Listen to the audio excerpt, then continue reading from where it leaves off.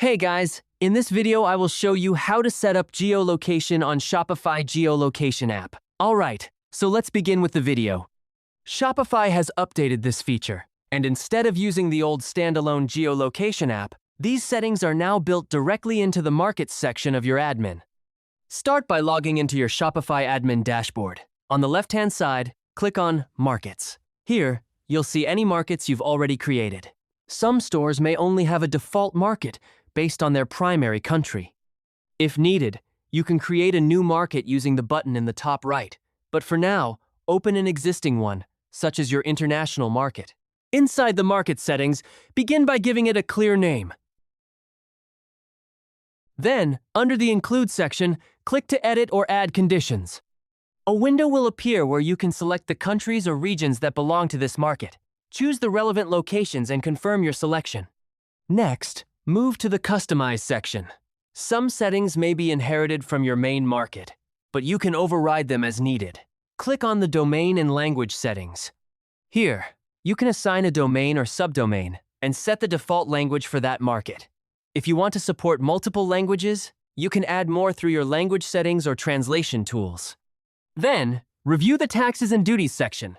Enable or disable import taxes and duties and decide how they will be displayed to customers. Clear pricing helps reduce confusion, especially for international buyers. After that, click on Currency to choose whether you want a fixed currency or local currencies based on the customer's region.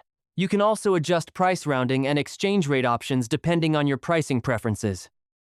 You can also assign specific product catalogs or even different themes to a market if you want to customize the experience further. Once everything is set up, click Save to apply your changes. Now, to make sure customers can switch their region or language, go back to the left menu and click on Online Store. Then open your current theme by clicking Edit Theme. In the Theme Editor, select the Header section from the left panel.